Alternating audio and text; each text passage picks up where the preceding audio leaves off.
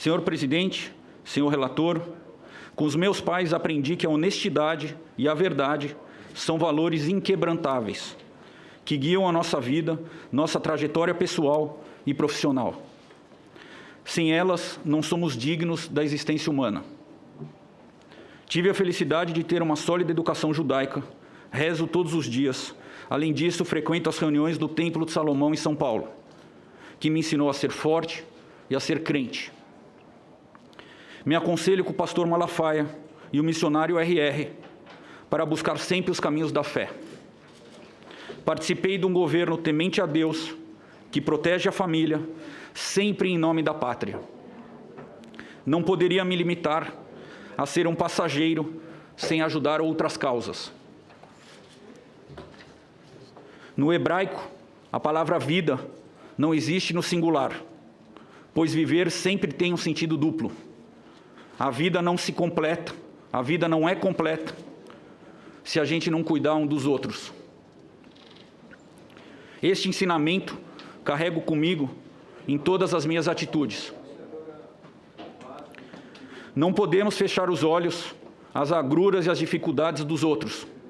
Não podemos ser omissos ou insensíveis aos problemas alheios, só porque estamos aparentemente invulneráveis a eles.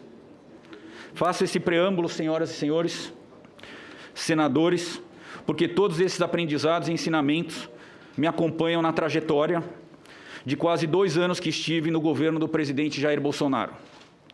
Trabalhar num governo eleito, democraticamente, e poder ajudar o presidente da República e seus ministros a mudar o Brasil foi uma honra e, ao mesmo tempo, um desafio profissional e pessoal.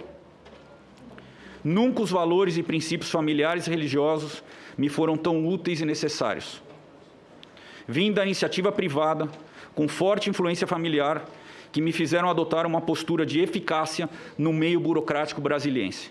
Como advogado e profissional de mídia há 22 anos, mais precisamente no setor de pesquisa de dados, acumulei experiência profissional que me trouxeram a um gabinete no Palácio do Planalto, do qual muito me orgulho. Trabalhei muito, sempre busquei as melhores opções de comunicação para um governo a fim de melhor atender a população brasileira, dentro dos princípios da legalidade, impessoalidade, moralidade, publicidade e eficiência, sempre privilegiando o fim público. A complexidade dos problemas que chegavam à Secretaria Especial de Comunicação eram enormes. É desafiador comunicar adequadamente, desde um simples gesto do presidente da República até uma medida governamental que influi no cotidiano de toda a sociedade brasileira. É muita responsabilidade. Isso explica, em parte, porque estou ocupando essa cadeira na Comissão Parlamentar de Inquérito. Homem oriundo da iniciativa privada, jamais me conformei com a inércia da burocracia, embora sempre tenha respeitado a legislação em vigor. O excesso da burocracia que o setor público nos impõe não pode ser entrave e prevalecer em casos excepcionais, como o da pandemia que a população brasileira padece e que necessita de tanta urgência. O próprio Congresso Nacional reconheceu essa necessidade quando aprovou leis de caráter excepcional que permitiram que o governo federal ajudasse a população brasileira, especialmente os mais carentes. A minha formação, o perfil funcional da comunicação e o desejo de alcançar o bem-estar da população me fizeram participar ativamente do governo, opinando sobre as mais variadas articulações e decisões de diversas áreas. Até porque, senadores, a comunicação de um governo interage com toda a máquina governamental. Uma delas envolveu exatamente a compra de imunizantes pelo governo brasileiro. Quando soube, em novembro do ano passado, que a Pfizer endereçara uma carta ao governo brasileiro, procurei imediatamente tentar auxiliar de eventual impasse. Como secretário de comunicação da Presidência da República, era bombardeado diariamente por dezenas de pautas da mídia, cobrando informações e posicionamento do governo do tema da imunização. Naquela altura, o maior desejo da sociedade era um só: vacinas. Daí, vi por bem levar o assunto Pfizer ao presidente Bolsonaro na busca de uma solução rápida. E assim foi feito. A perda da vida de cada brasileiro é dolorosa para o país e para todos nós. Eu mesmo perdi amigos muito próximos. Um desses meus amigos, senador Girão, senhores, senadoras e senadores, era um dos mais notáveis senadores que já passou por essa casa, o senador Major Olímpio, morto prematuramente em plena ascensão política. Fiz o que pude no período de sua internação, acompanhei de perto a aflição e a dor da família e de sua esposa, Dona Cláudia, com a qual falei 2 dias antes dele falecer, oferecendo uma remoção para outro hospital, e Dona Cláudia disse: Fábio, ele não tem condição de ir para a sala do lado para fazer uma tomografia. Perdi também meu amigo professor Antônio Veronese, reitor da Unisa. Acompanhei o drama de Naban Garcia, internado na UTI do Albert Einstein durante 31 dias, que felizmente sobreviveu ao Covid, como eu. Contraí Covid em março de 20. Fui um dos primeiros a sofrer com a doença no país, quando pouco se sabia sobre ela e seu tratamento. Fiquei 26 dias isolado em casa, seguindo as recomendações médicas da época, compartilhando diariamente a evolução do meu estado de saúde nas redes sociais, para que outras pessoas obtivessem alguma informação sobre a evolução da doença. Fiquei com sequelas pulmonares, mas venci a doença. Sou um entre milhões de brasileiros que sobreviveram à Covid-19. Reporto esses exemplos tão próximos de mim para também me irmanar com os familiares dos mais de 425 mil mortos brasileiros. Como disse, a dor é insuportável e a solidariedade é obrigação de cada um de nós, especialmente do homem público. A dor coletiva de uma nação e de todos os agentes do país, estejam eles no executivo, no legislativo ou no judiciário. É assim que eu penso, é assim que agi.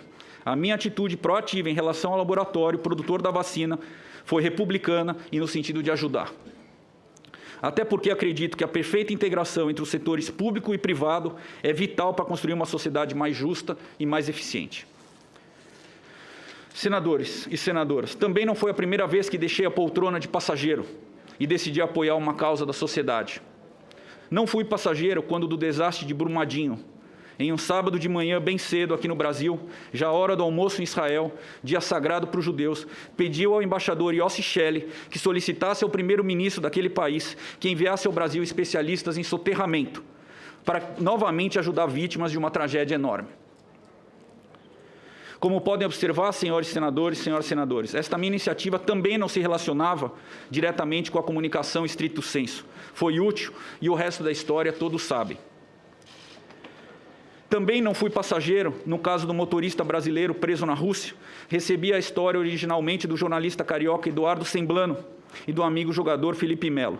Atuei internamente no governo brasileiro para encontrarmos uma solução junto ao governo russo e, felizmente, o final foi feliz. Contribuí ainda para que o presidente Jair Bolsonaro sancionasse a Lei Romeu Mion, nome do filho mais velho do apresentador Marcos Mion, que sofre do transtorno do espectro autista.